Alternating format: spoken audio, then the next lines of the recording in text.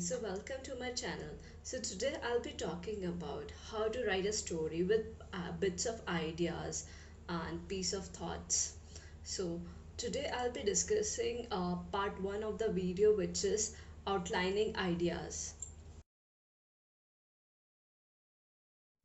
Here we'll be talking about the magical moment when ideas come and it fills up with that enthusiasm, how to write it and how to make it as a story.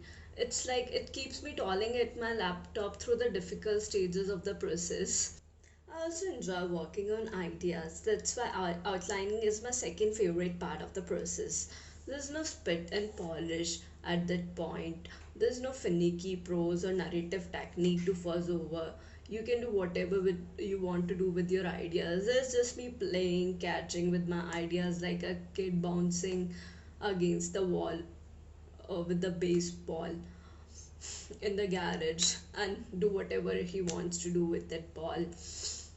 But it is also very important to understand that idea is not a story. Human beings aren't lacking for ideas. Write a joke, being routinely assaulted with more ideas than they know what to do with. If we take into account the average time it takes me to write a novel, I currently have enough ideas to last me the next 20 years.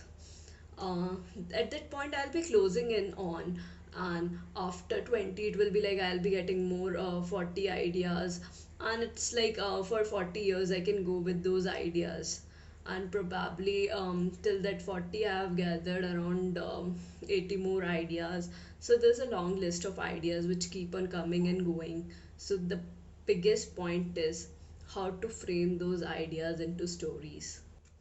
Great ideas don't metamorphose into great stories all of their own. It requires a great efforts. Also a quote by J.R.R. Martin which says, "Ideas are cheap. I have more ideas now that I could ever write up. To my mind, it's the execution that is all important."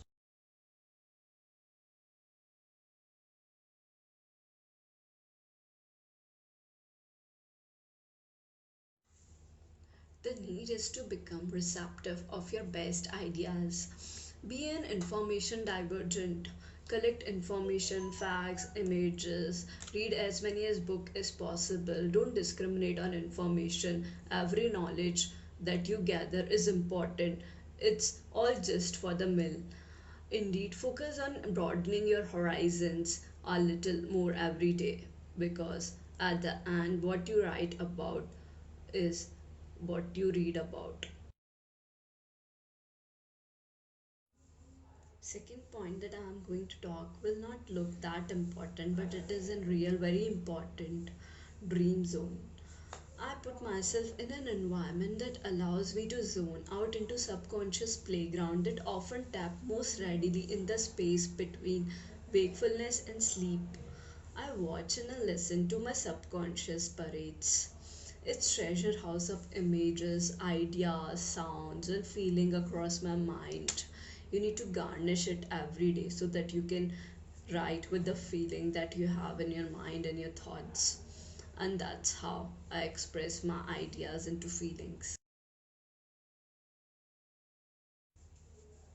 So the third point is love with character. It can be real or imagination. Pay attention to the character and ideas that trigger your excitement and happiness. This goes for your experience with books, movies, paintings, or any other form of art. It can be your imaginative. If it is your imaginative character, then try to build that character. Try to notice what is common with the character and your imagination, and try to enhance that character more. After you have covered all these three above points, now it's time to finalize what is important. So the fourth point is about figuring out which ideas are worthy story materials among all of your imaginative thoughts. Remember, all relevant bits of random inspiration you gathered will be important for your future reference. Now it's time to work on these bits and pieces of information, and it's time to evolve your ideas into a full blown story. Hope you find this video interesting and informative. If you want to listen more of it, write in the comment section below. And don't forget to subscribe this channel. Thanks and regards, Priyanka.